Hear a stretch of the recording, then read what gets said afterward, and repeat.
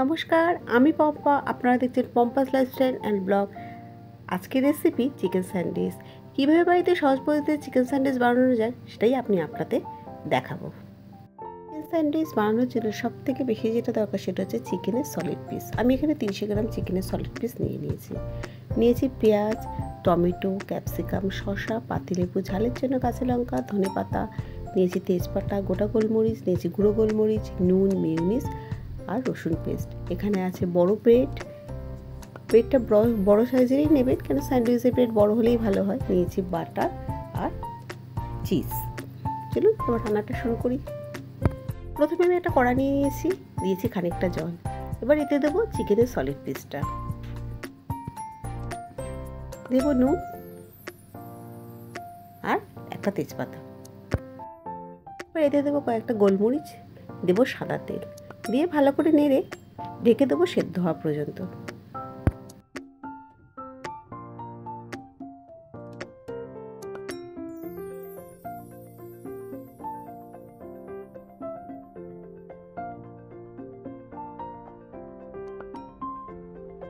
চিকেনটা সেদ্ধ হয়ে গেছে, আমি একটা বলে তুলে নিয়েছি।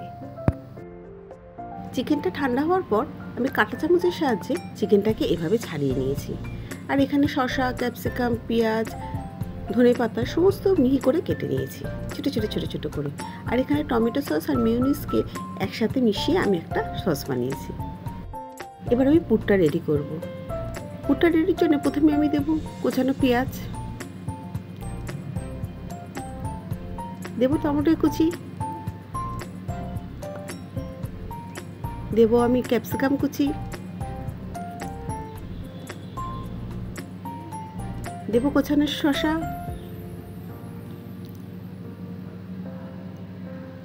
দেবে এবার লঙ্কা কুচি।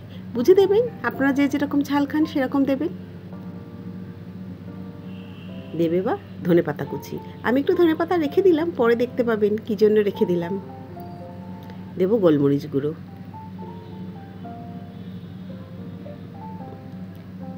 দেবো বেশ খানিকটা মেয়োনিজটা এখানে একটু বেশিই দেবে।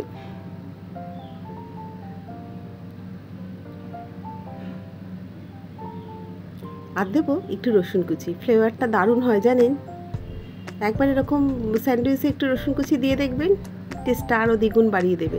দেবো স্বাদ অনুযায়ী নুন, দেবো লেবুর রস।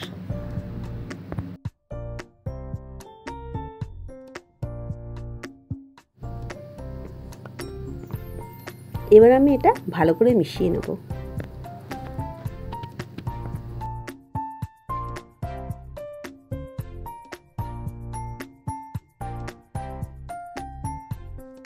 স্যান্ডউইচের পুরো আমার রেডি, 80% কাঁচামর হয়েই গেল। প্রথমেই নেবো একটা ব্রেড, এর ওপরে দিয়ে দেবো যে সসটা আমি বানিয়েছি, ওই সসটা ভালো করে চারিদিকে লাগিয়ে দেবো। আর লাগানো হয়ে গেলে এর ওপর দেবো চিকেনের পুরটা, ওটাও ভালো করে চারিদিকে দিয়ে দেবো চামচের সাহায্যে।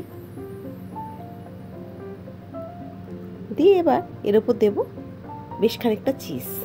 বাচ্চাদের তো খুব প্রিয় না, এটা দিলে তো কোনো কথাই হয় না। দিয়ে এর ওপর আবারও আমি একটা পাউরুটি দিয়ে দেবো। এবার আমি মাখন নেব, চামচের সাহায্যে ভালো করে ওপরের দিকটা লাগিয়ে নেব।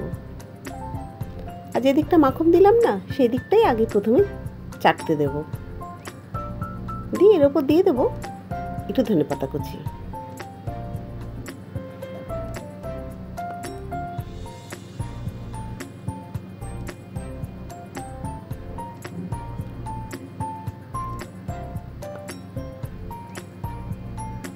দেখতে কি সুন্দর লাগছে না? দাঁড়ান, আমি চিজটা আগে দিতে ভুলেই গেছিলাম।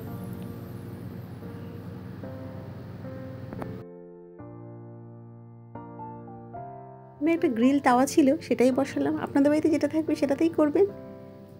গ্যাসটা আমি অন করে দিলাম, পাউরুটিটা দিয়ে দেবো। যে দিকটা মাখন লাগানো সেই দিকটাই আগে দিয়ে নিচের দিকে দেব। এই সময় আঁচটা একটু লো করে করবেন, দেখবেন নিচটা পুরো লাল হয়ে গেছে। নিচের দিকটা ভাজা হতে হতে আমি ওপরে আবার একটু মাখন নিয়ে নেব, নিয়ে ভালো করে চারিদিকটা দিয়ে দেবো। দিয়ে ওপর থেকে একটু ধনেপাতা কুচি দিয়ে দেবো।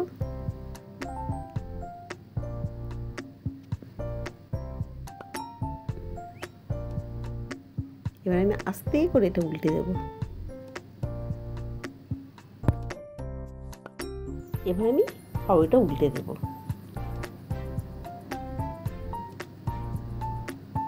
দেখুন কি সুন্দর হয়েছে না, পুরো দোকানের মতো। কেন আমি ধনেপাতাটা দিয়েছিলাম এবার বুঝতে পারলেন?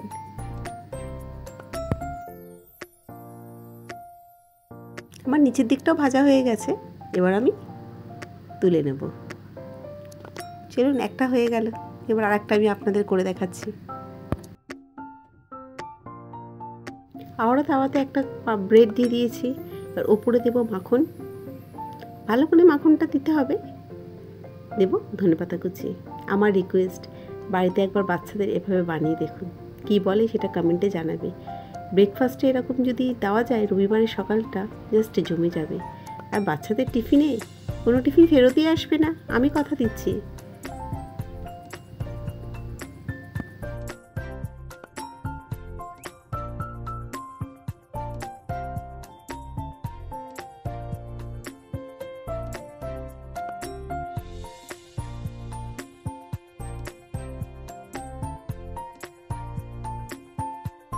চিকেন স্যান্ডউইচ সার্ভ করবো আমি টমেটো সসের সাথে। ভিডিওটা কেমন লাগলো কমেন্ট করে জানাবেন। লাইক শেয়ার ফলো করতে ভুলবেন না। ভিডিওটা আমি এখানেই শেষ করছি। ভালো থাকবেন, সুস্থ থাকবেন।